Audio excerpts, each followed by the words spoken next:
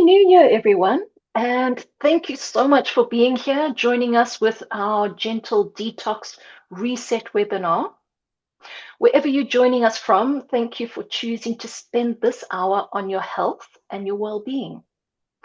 We know that for many people, just the fact of showing up uh, can take somewhat energy to set aside and join a webinar like this one. And that really matters to us. So early January is a very particular moment for many people. It comes after weeks of rich food intake and perhaps an added alcohol intake consumption.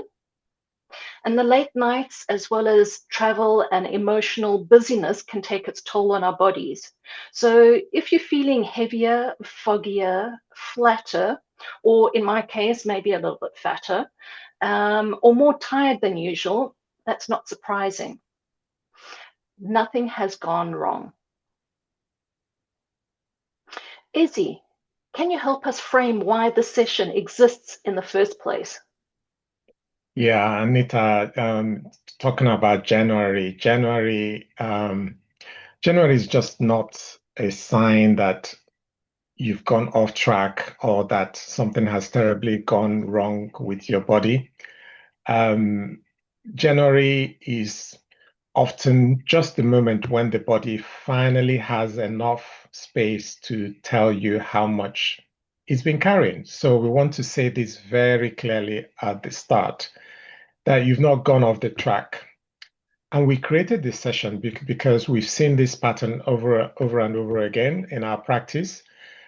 People do their best and they try to eat reasonably well, try to look after themselves, try to do all the right things, and yet they still feel tired, inflamed, foggy, and not just feeling right as they know they should. And often, what makes it not comforting is being told that everything looks normal. So we want to dispel that feeling of guilt that is prevalent at this time of the year. Absolutely, especially after Christmas and New Year, many people have that heavy guilt feeling, like they've undone months of good habits. But the body doesn't work like that, right? So, what you're experiencing is usually temporary overload, and it's not permanent damage, it's not damage that you've done to your system. So, let's have a look at who the session is for or aimed at. So this session is for you if your energy has slowly slipped away. If day in, day out, you're feeling less and less energetic, you're feeling less and less of yourself, it looks like your recovery is taking longer than it used to. And also, if your symptoms seem to come and go without a clear reason. So for some of us, you may get up in the morning and you feel energetic, but slowly during the day, your energy sleeps and sleeps and sleeps, and you end up in the evening really, really tired. And the next day, the pattern might reverse. You wake up really tired, and in the afternoon, you seem to be picking up energy. So all of it not making any sense whatsoever. And if you feel like your body is asking for support, some of these symptoms could be just that. You need support, but you're not sure where to start. And we want to also clearly state that we want you to leave today with a little bit more clarity. First of all, stating clearly also that this is not a typical January cleanse. We're not leading people down the road of a crash detox. You may come across a lot of this on the internet or on social media, where January is all about doing all sorts of extreme cleanses. What we want to do is to um, take you into not cutting everything out or forcing your body to comply. So this is not about those drastic measures. However, it's about understanding what your body needs right now, and not just understanding what it needs, but responding intelligently to those needs. So by the end of this session, we hope that you will understand what detox really means, why energy often feels like it's dipping at this time of the year, and how small, well-chosen changes can make such a huge difference. You will also leave with a simple reset rhythm that you can start this week, even if life gets busy. Exactly. So before we go any further, if you're comfortable, I'd like the audience or the people listening in to type one word in the chat that describes how your energy feels right now. So just type it into the channel chat or the Zoom chat. And oh, I can see people typing already. John, he's mentioned he's ready to improve. Awesome. And Pauline, you're tired and sleepless. And Marielle, you've got the big word saying flat. Yes, these are all things that we'll address in this session. However, we haven't introduced ourselves, so I'm going to stop sharing so you can get a good look of your hosts.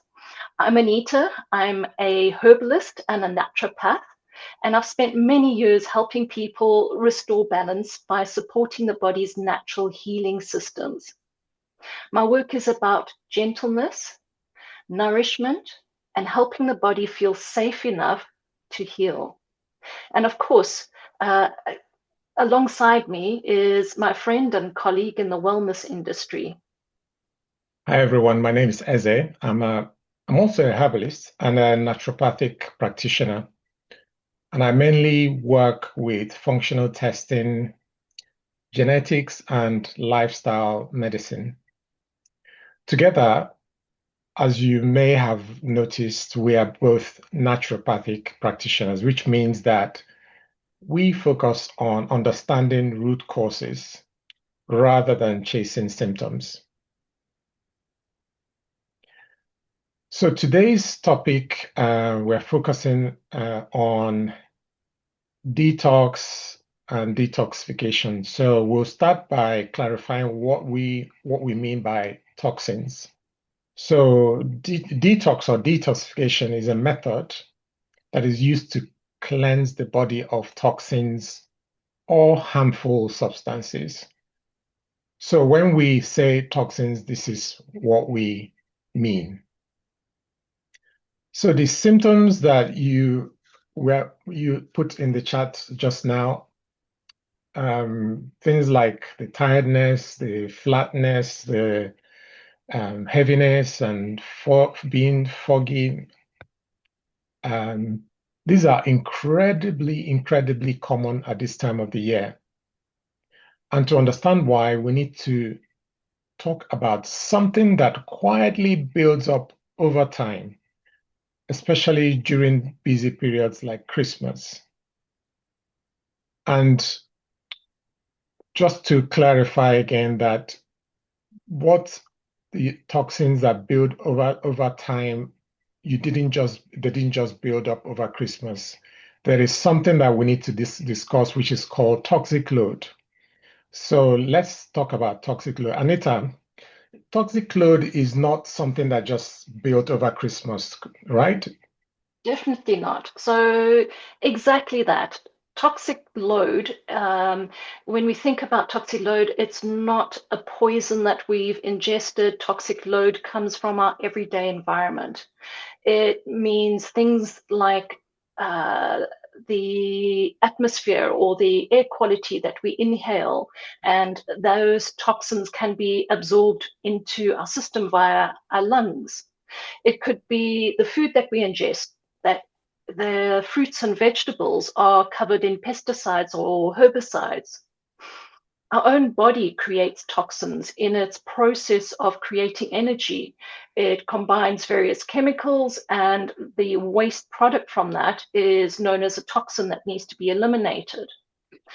Now, normally our liver is our primary detox organ, and the liver is the one that processes a lot of these toxins. But our secondary detox organs would be things like our lungs, where we expel carbon dioxide, our colon, where we expel toxins via our feces, our skin. If we are overloaded in other areas, our skin will start expelling toxins, and we may experience rashes, dry skin, itchiness, or even acne outbreaks. And then, of course, our kidneys are another form of detox. So when we say toxins, we're not talking about dramatic, exotic substances that we're ingesting or have happened to have consumed. We mean substances that our own body has to process and neutralize in order to remove them in a safe way. So let's have a closer look at the types of toxins that we can experience and the toxic load. We have three types of toxic loads. The first one would be environmental, and environmental toxins, as I mentioned, would be pesticides, herbicides that we consume via the fruits and vegetables we eat. It can also include our cleaning products. So those harsh chemicals that we spray on surfaces, we absorb some of that as well. We absorb it through our skin, through breathing in the fumes. And then another one, which is a hot topic at the moment, is microplastics.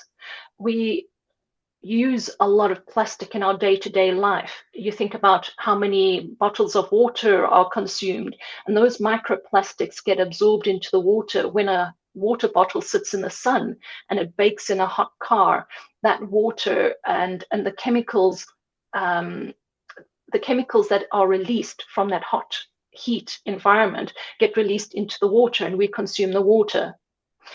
And of course, things that we use on a day-to-day basis, like beauty products, those beauty products also contain toxins. So none of these alone are catastrophic.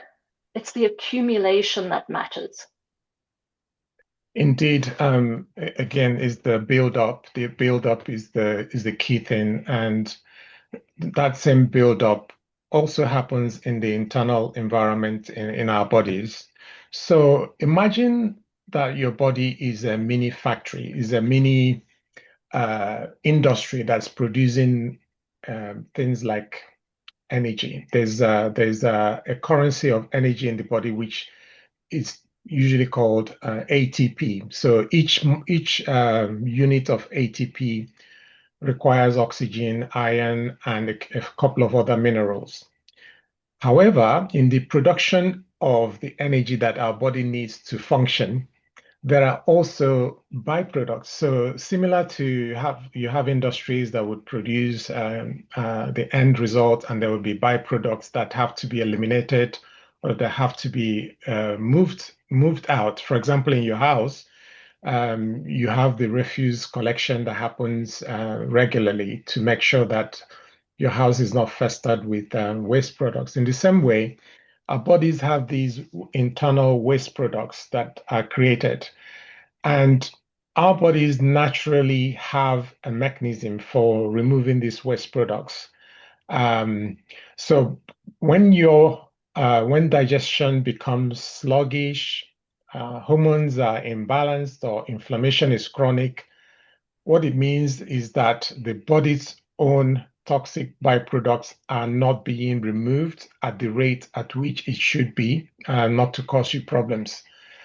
And the capacity of creating the waste and the capacity for handling the removal varies from one person to another.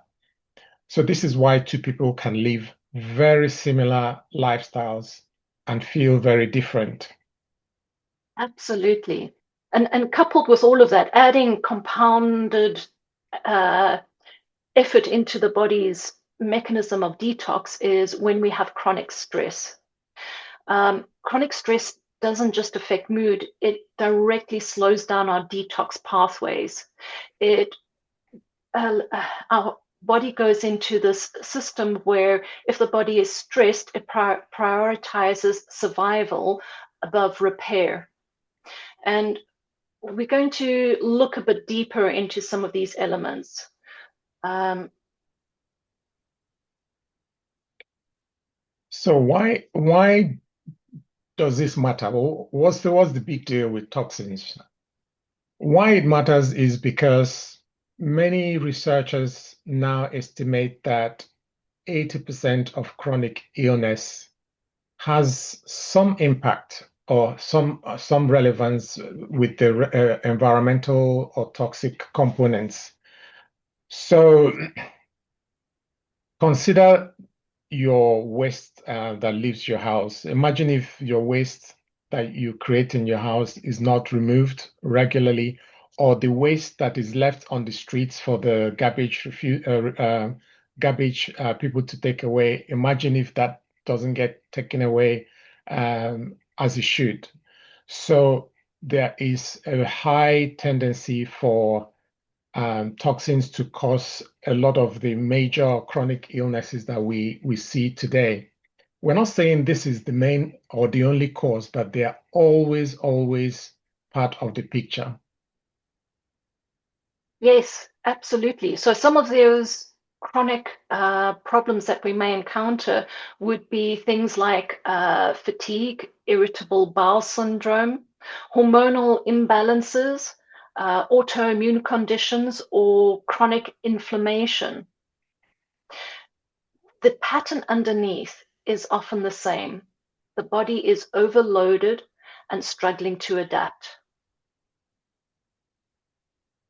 So I like to look at this as a mathematical equation. So on one side, you have the load of toxins of those three categories we've just gone through coming into the body or being produced by the body.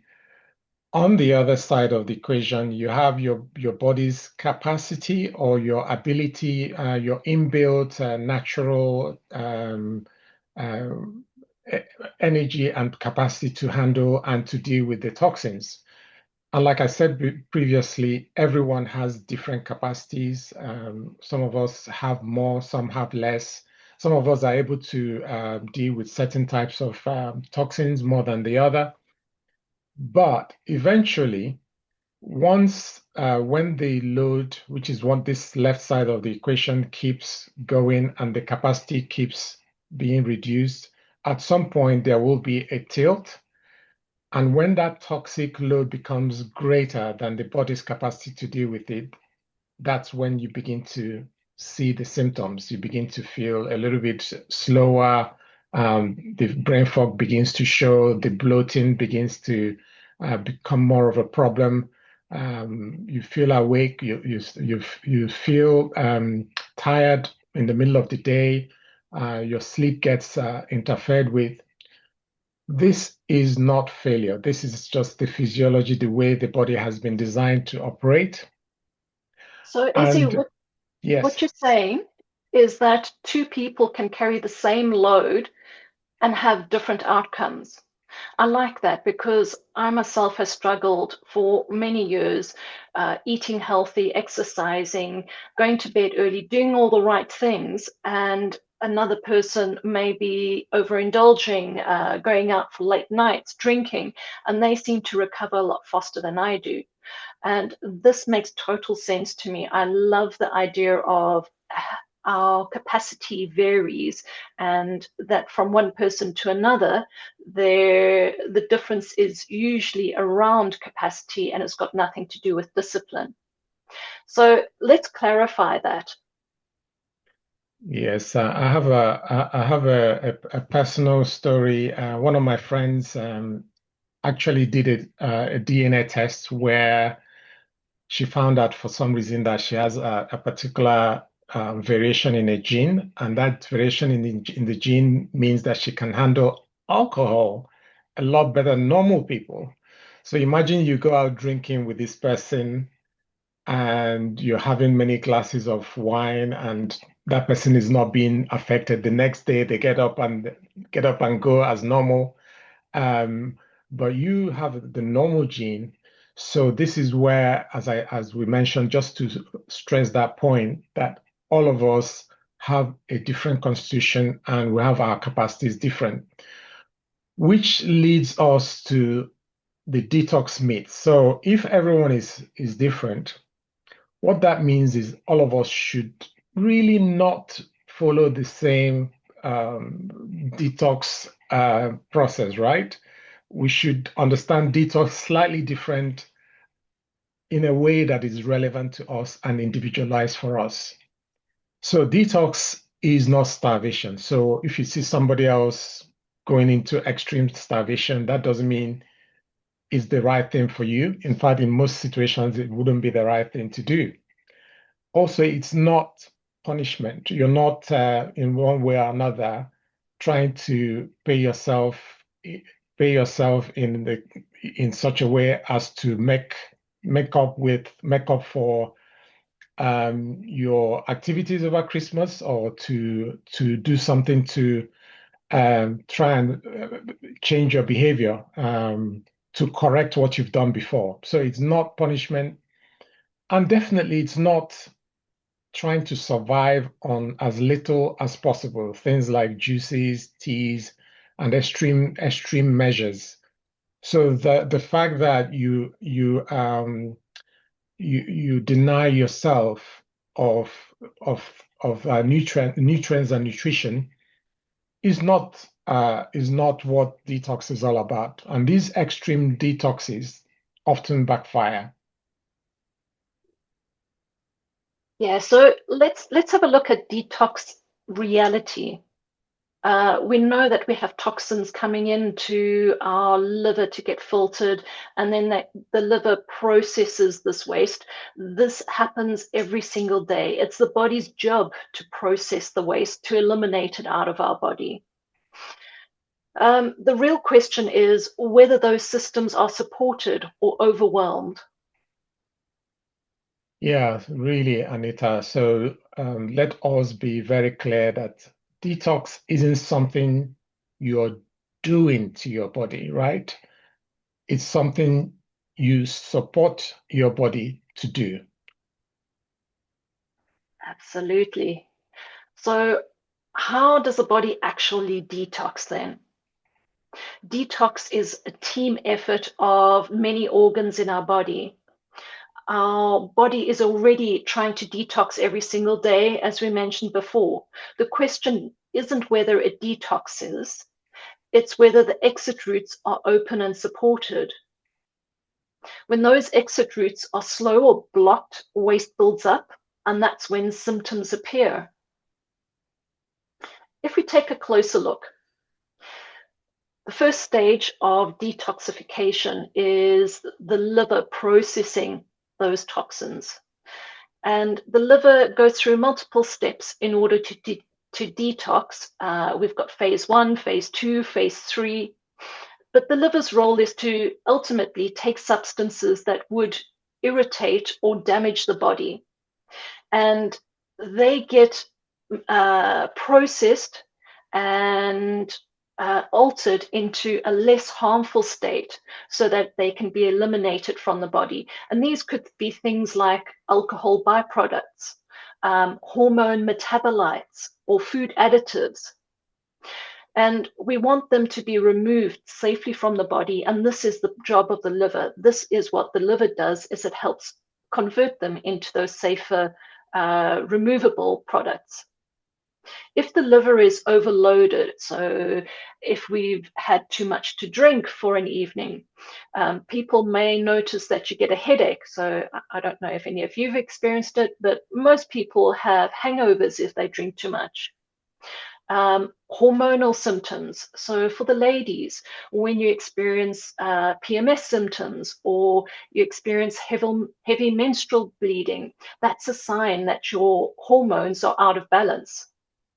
Skin issues. Here again, as I mentioned before, when you experience dry or itchy skin or have some form of breakout on your skin, psoriasis or eczema, these are signs and symptoms of your body is overloaded.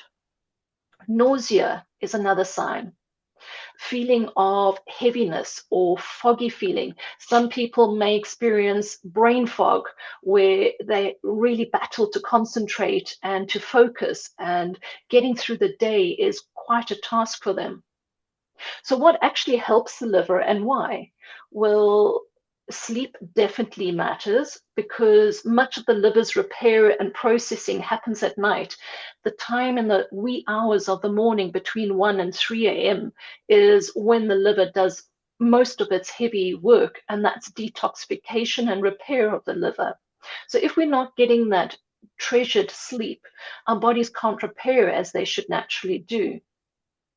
We also know that garlic is really good for liver processes. I won't go into the details of why garlic is good, but we can explore that in future webinars. For now, just know that garlic is your friend, and your liver really appreciates the chemical components that garlic offers to assist and aid. We also know that bitter flavors, things like rocket or chicory, and even lemon, they gently stimulate the digestive secretions and bile flow. And bile is where we have a lot of our toxic waste flowing into our digestive tract to be eliminated from the body. So these bitters, they help process the waste and move out rather than recirculate back into our systems. What people often notice when their liver is functioning correctly and detoxing as it should is that they have clearer thinking, they have fewer headaches, their hormones are more stable, and they have better overall energy. So, Izzy, do you mind outlining the digestive tract elimination for us? So the digestive tract, or the gut, as it's commonly called, is the elimination route that takes the waste out from the body through the anus. So think of the digestive tract as a long tube that starts from the mouth and ends at the other end. And that route involves not just digestion of food, but also the absorption of food and includes the elimination of waste.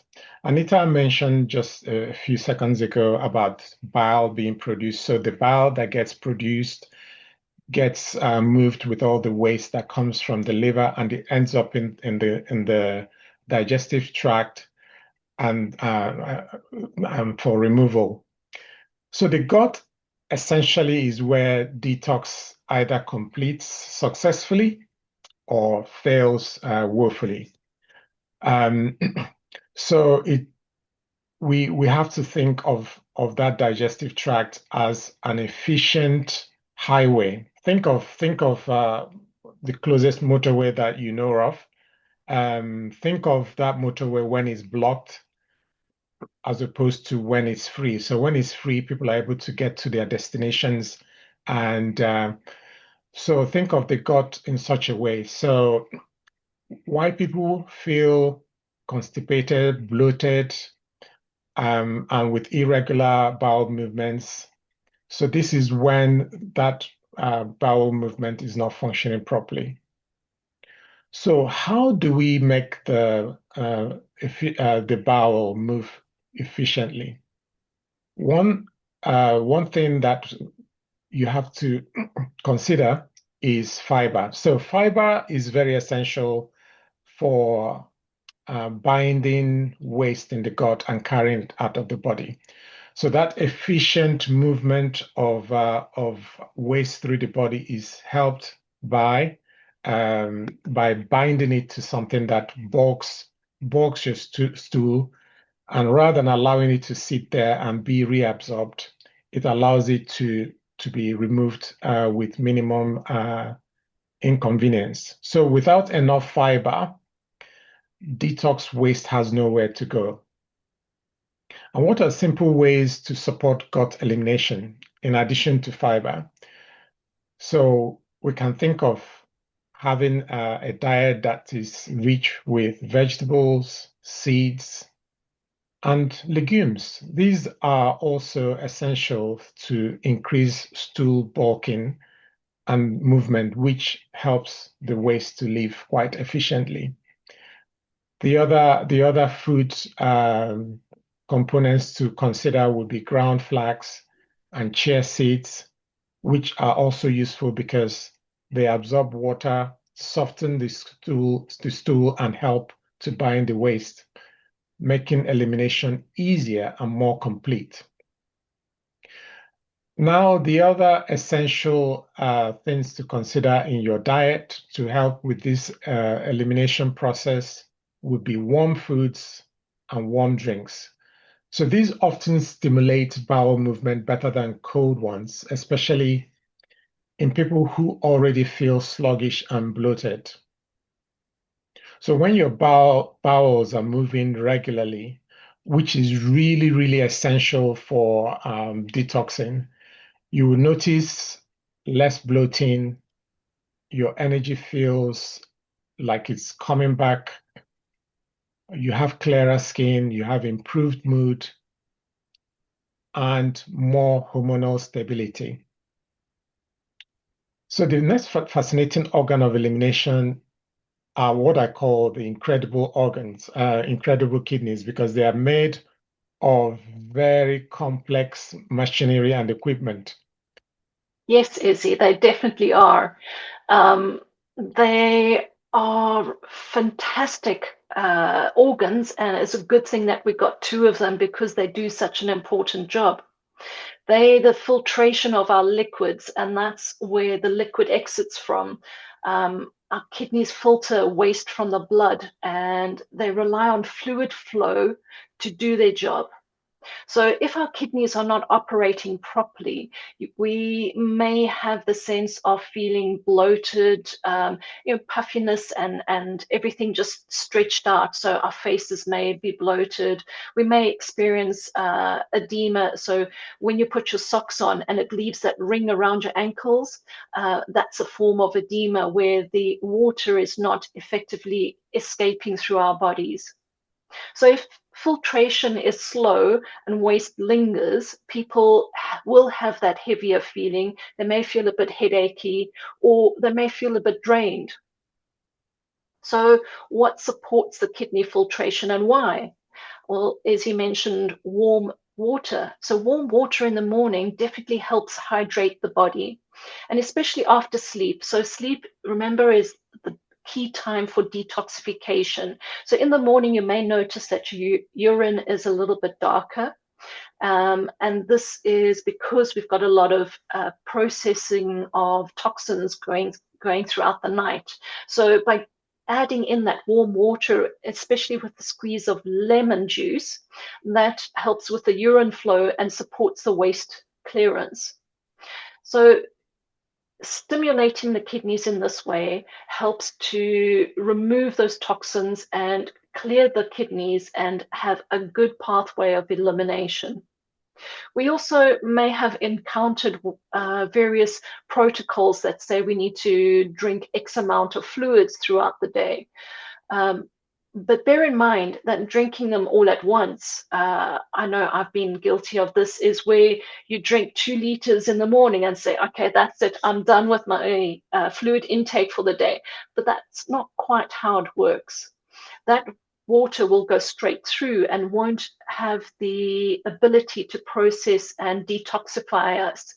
We need to space that out through the day. So rather than overwhelming the kidneys all at once, is to have that water intake throughout the day and help the kidneys clear and cleanse as they're processing fluids. And what people may notice when their kidneys are improving or functioning on a better level is that they'll have improved energy. They might experience fewer headaches and the concentration will be clearer. And added to that, you'll have less fluid retention, so less of that edema around your ankles that you may experience. Izzy, do you mind outlining the elimination of toxins from the skin for us, please? Yes, the skin is an incredible large. In fact, the largest organ in the body is the skin, and um, for most of us, the skin is what you see when you meet someone. You would obviously see their skin first, right? So the incredible thing about the skin is that it is one of the few ways that the body can release fat soluble waste. So this is quite relevant for a lot of people who are trying not just to do detox, but have a goal, a weight goal in mind. So elimination of waste and detox products and fat soluble waste especially are highly, highly effective through the sweat. And not only that, it's also important to remember that the elimination of waste through the skin helps the kidneys a lot. So that obviously what we've talked about all these organs of elimination as a teamwork, but even there's even a much closer teamwork between the kidneys and the skin in maintaining the fluid balance and elimination of water soluble and fat soluble waste. So if people never sweat, the exit route of fat soluble waste is essentially closed. Think of that for a moment. So what supports skin detox and why? So things like gentle sweating. So we're not talking about having beads of sweat running down your body all the time. We're just talking about it can be gentle sweating through walking, warm baths, or sauna. So sauna could be the regular saunas that you have in some gyms, or it could be the infrared type. So whichever one that you have access to, that would be quite beneficial. So these allow waste to leave through the skin. So the other suggestion I'll put before you today would be Epsom salt baths. So these help relax muscles and encourage circulation, making it easier for the body to let go. I know not all of us have access to a bath. I know a lot of properties these days only have a shower, um, which may mean a full bath is not possible. But may I suggest a foot bath? A foot bath with Epsom salt can be quite effective as well in relaxing muscles and encouraging circulation and detoxification. You'll be amazed at what a foot bath can achieve. So this is not also about extreme heat. It's just about being gentle and having a tolerable warm water. So what would people notice when the detoxification through the skin is functioning effectively? So they would feel lighter, less inflamed, more relaxed, and often sleeping much better. The next organs of elimination are the lymph and lungs. And Anita, these also are incredible. Definitely, Izzy. Um, Most people know about lungs, but not many people know about our lymph circulation. So, firstly, our lungs are that organ of elimination where they breathe out carbon dioxide. And what we speak about when we talk about lymph, you may remember or understand that we've got lymph nodes. You may have felt swollen up lymphs when you've been ill, but they also got a complex network of vessels. The vessels run parallel to our blood circulation, but they have a different circuit. And unlike the blood, the lymph does not have a heart to pump the lymph liquid around, the lymph fluid around our body. So because it doesn't have a pump, it relies on movement and breathing. And that movement, if we are stagnant and sitting in front of our desks all day, we don't have the ability to circulate our lymph, and that can really sit with toxins and stagnate in our extremities, in our lower limbs, especially like our feet and our legs. And remember how I was saying about the edema? Well, a lack of lymph flow can also cause and result that swelling around the ankles. So when we walk and we do gentle forms of exercises, something like rebounding, which is a trampoline, bouncing up and down, those forms of exercise help stimulate the muscles. The muscles contract and the lymph has the ability to flow upwards. It's got to get all the way from the bottoms of our feet up through to our shoulder. The top right hand side is where the lymph joins in with the blood, and then through that circulation gets circulated out of our body through the liver. So it is essential to have that gentle movement, and the heavy breathing does the same thing, where it compresses our tissue and helps with that lymph flow circulation as well.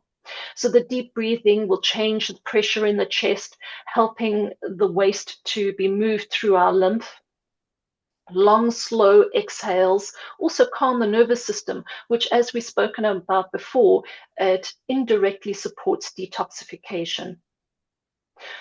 What people often notice when they have a really good lymph drainage is there'll be less puffiness, better circulation, and more consistent energy. Now let's talk about the control system of all the mechanism that controls all of this detox mechanism.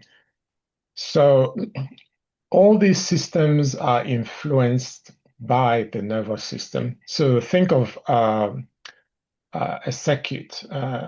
Every circuit, or think of the lighting system in your house. There are switches. There's the switch for each room. There's the master switch that controls everything. So the master switch for your detox process in your body is the nervous system.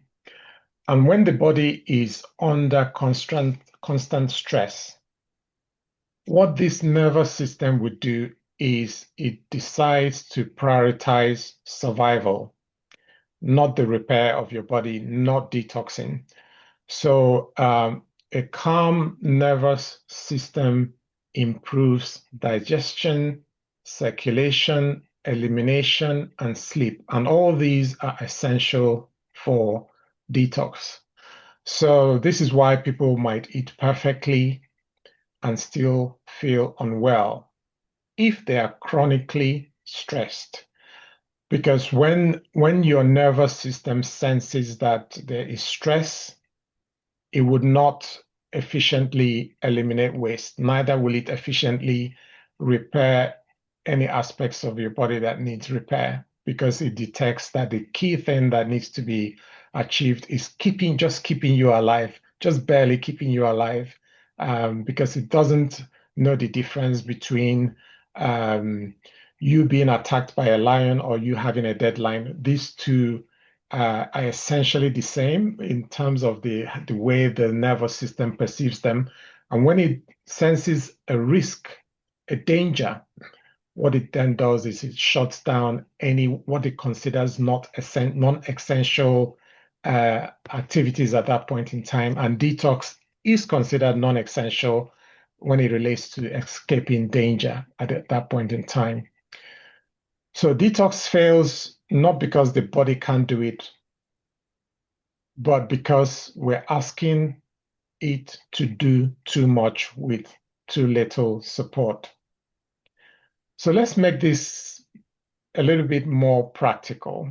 We've gone through all the detox channels, but let's now maybe discuss how we can bring this home, what you can start doing this week, little steps and little actions that we can take to put what we've just discussed into action, and how we can make our bodies or connect to our bodies and signal to our bodies that it's safe to go into that detox mode, right?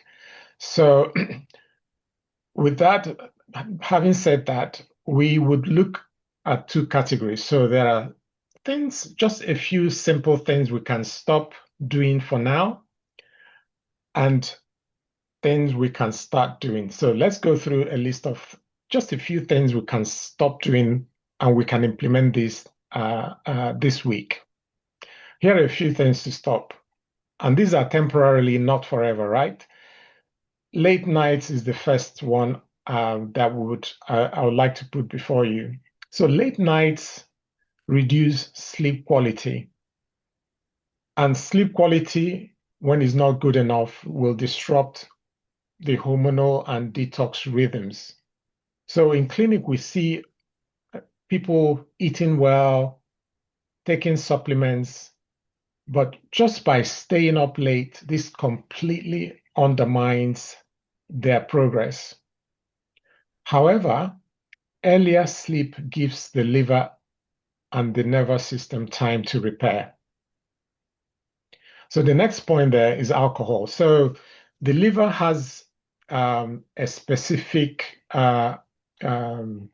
capacity, as we've discussed. So alcohol provides a lot of challenge to other things being detoxed. So as we've said, when there's alcohol that needs to be detoxed through the liver, your liver actually considers alcohol more important because it sees it as a toxin. So it prioritizes removing that alcohol to, say, removing excess estrogen. So that's why on occasion you would see in clinic people come in with things like estrogen dominance, a lot of hormonal issues, and alcohol just complicates those chronic illnesses because it directly competes with the detox pathways.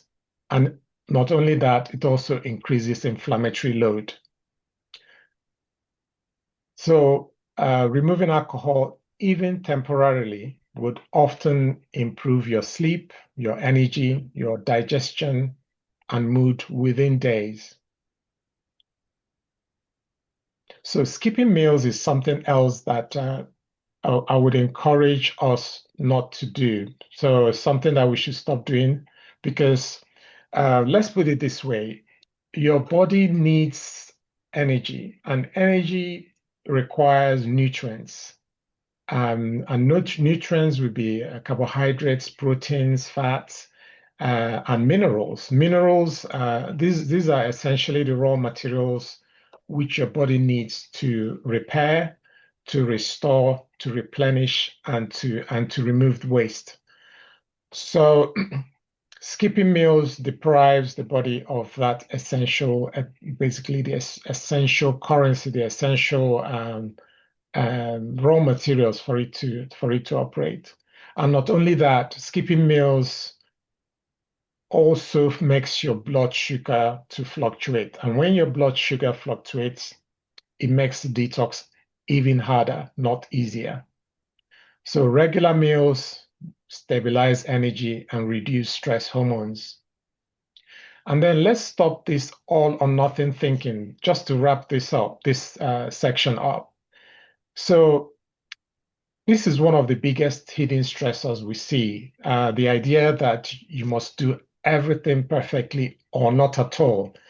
I often get people in clinic, and they say to me, "Oh, okay, so I've got this happening this week. Maybe I'll start next week, or I'll start the week after when I have the perfect situation." And I usually encourage them by saying, "Just start." You don't have to wait till all the conditions are perfect. Um, Mainly because, as we've discussed throughout this session, um, the detox that we recommend is not about restriction, is not about going to extremes. Is something that you can build into your regular day to day, even when you're busy, even when you've got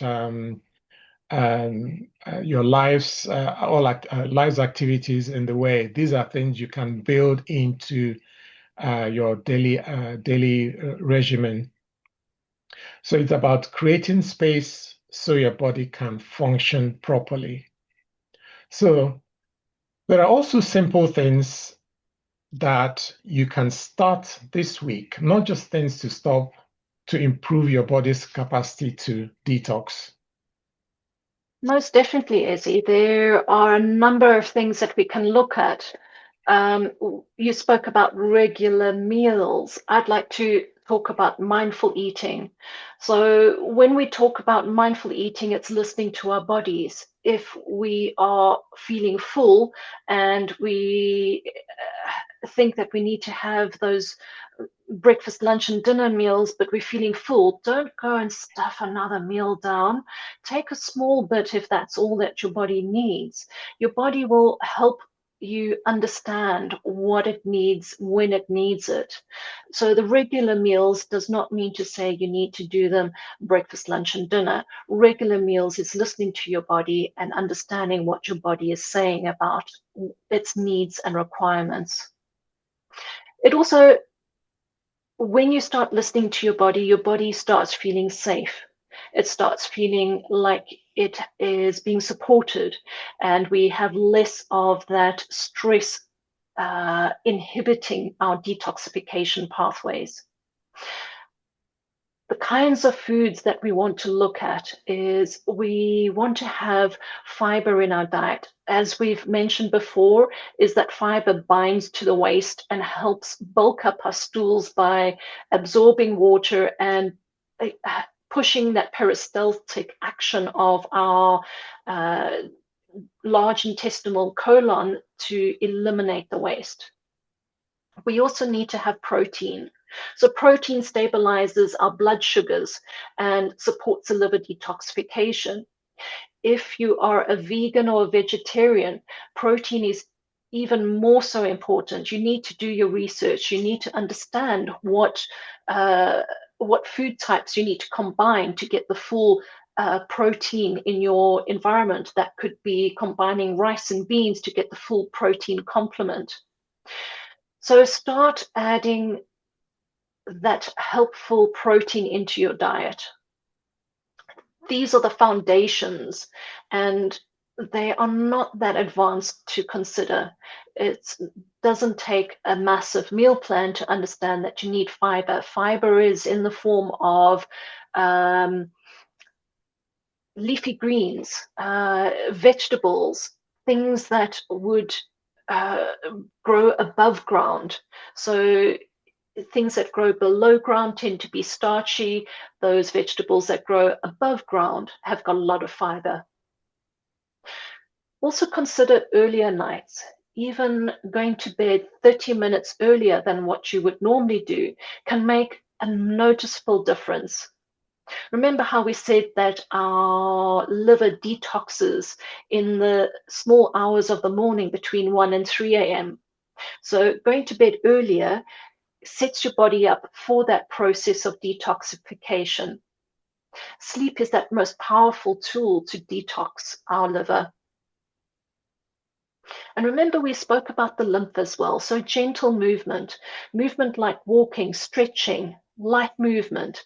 I'm not talking about punishment. I'm not talking about going flat out in the gym and uh, making damage or hurting your muscles so that you can't move the next day. I'm talking about those walks, and not slow enough that you fall asleep, but with enough pace that you feel the sense of working your muscles and you breathing a bit heavier. And I was told once that when you exercise, try to get a moist upper lip, because then you know you're already eliminating toxins.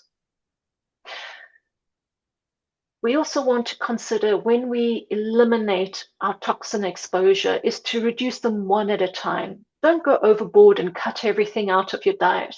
If you are a sugar addict or you love chocolate like I do, consider reducing your sugar intake. Consider replacing that massive donut with a small bowl of plain yogurt and berries on top.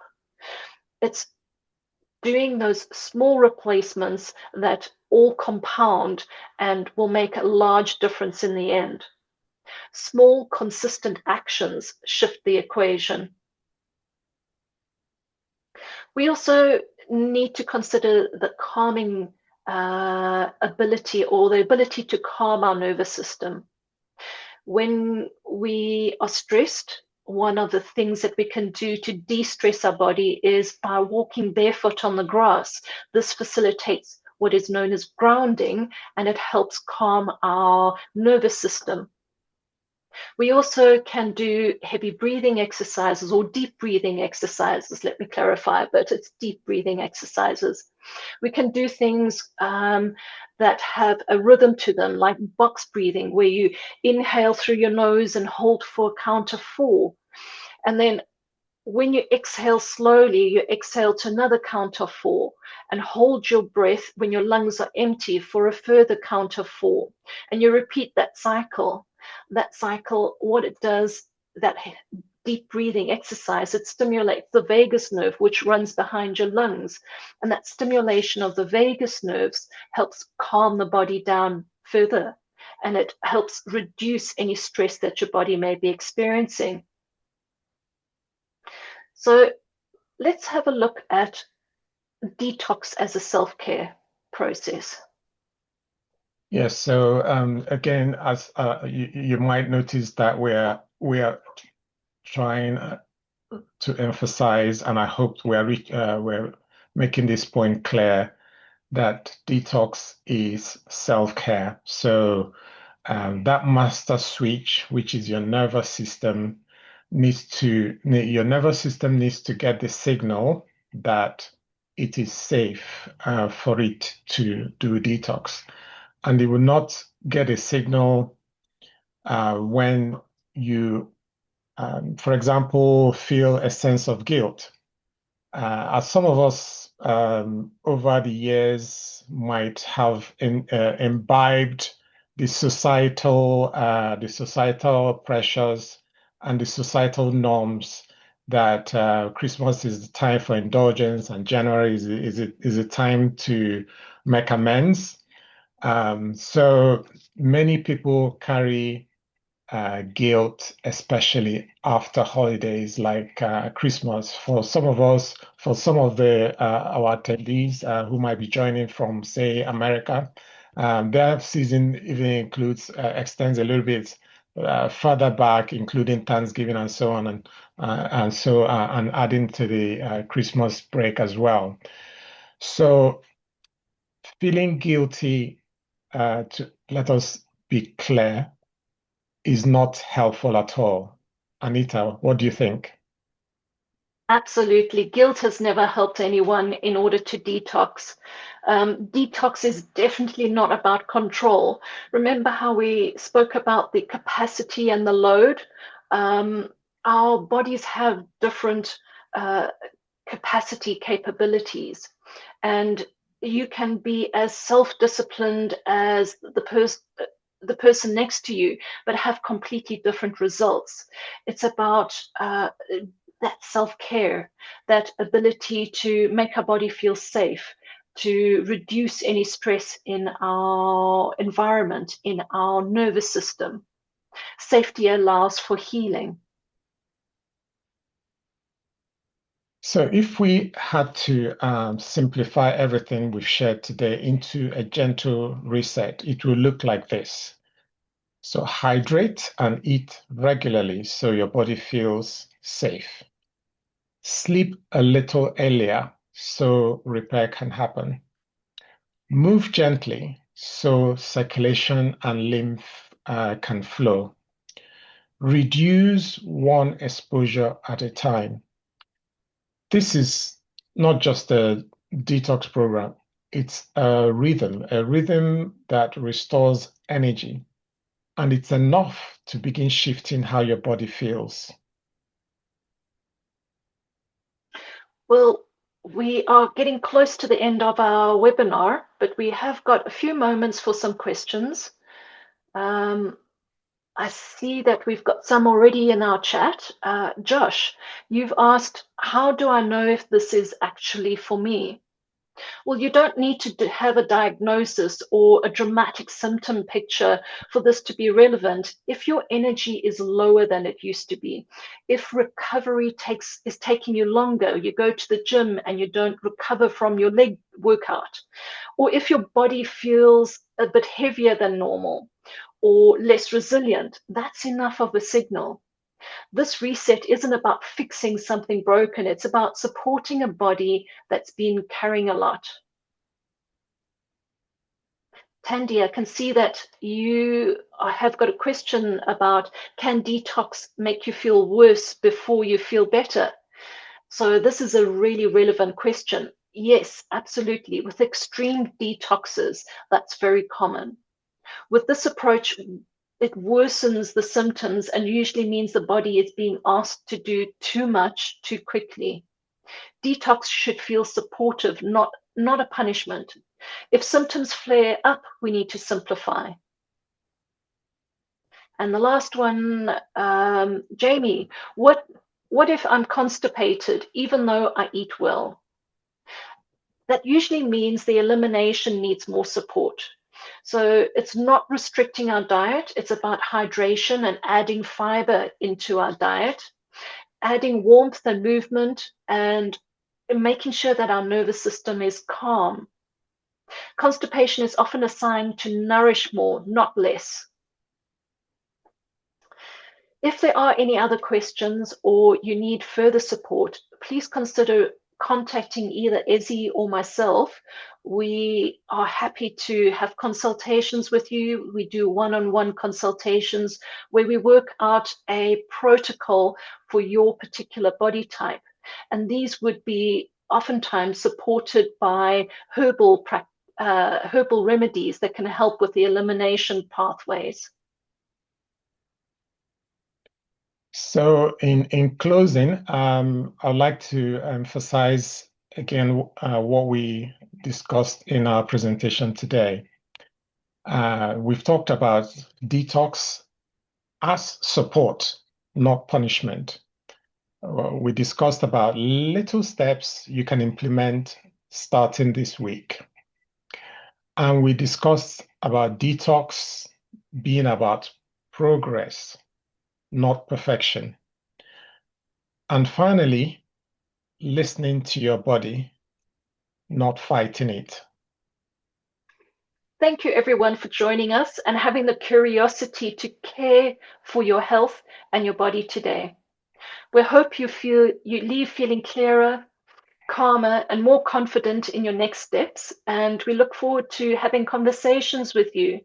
Please contact us if you have any questions after listening to this webinar. Thank you.